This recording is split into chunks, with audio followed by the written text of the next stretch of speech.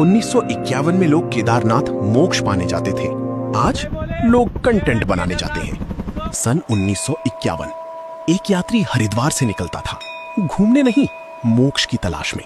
ना हेलीकॉप्टर, ना वीआईपी दर्शन, ना होटल, सिर्फ आस्था, हिमालय और केदारनाथ तक पैदल यात्रा। यात्रा शुरू होती थी हर की पौड़ी से, जहां गंगा पहली बार मैदानों में उतरती है, फिर ऋषिकेश और उसके बाद हिमालय की चढ़ाई। देवप्रयाग में यात्री देखते थे गोरी भागीरथी और सांवली अलकनंदा का मिलन, मानो दो बहनें गले मिल रही हों। प्राचीन राम मंदिर में दर्शन कर यात्री पौड़ी और श्रीनगर की ओर बढ़ते थे।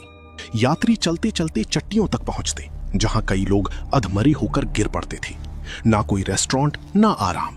रात को आटा दाल खरीद कर खुद खाना बनाते थे, फिर ठंडी जमीन पर सो जाते। लेकिन पूरे रास्ते गूंजता रहता राम नाम, हरि नाम। फिर आता था रुद्रप्रयाग, जहां अलकनंदा और मंदाकिनी मिलती हैं। लोग मानते थे यहीं से तपलोक खत्म होता है और देवलोक शुरू। गुप्त काशी में प्राचीन विश्वनाथ मंदिर, महीखंडा चट्टी में वो झूला जिसे माता पार्वती का झूला माना जाता था। फिर त्रियुगी नारायण, जहां सतयुग से अखंड ज्योति जल रही है। सोनप्रयाग में शांत सोन गंगा और भीम जैसी गर्जना करती मंदाकिनी। और फिर गौरी कुंड, जहां बर्फीली ठंड के बीच गर्म पानी के कुंड यात्रियों को राहत देते थे।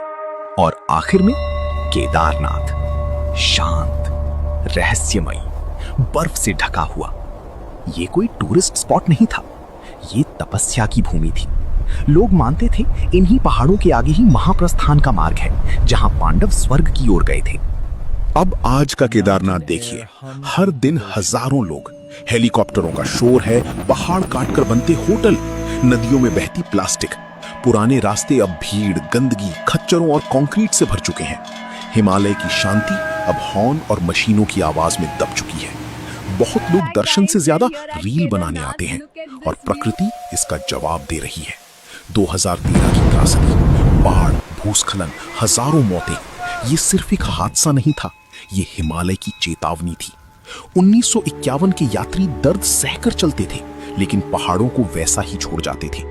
आज हम जल्दी पहुंच जाते हैं, लेकिन बहुत कुछ बर्बाद कर देते हैं। शायद असली केदारनाथ यात्रा मंदिर तक पहुंचने में नहीं थी, बल्कि खुद को उसकी योग्य बनाने में थी। अगर हमने अपनी तीर्थ नहीं बचाए, तो हम सिर्फ प्रकृति नहीं खोएंगे, हम उनकी पवित्रता भी खो देंगे।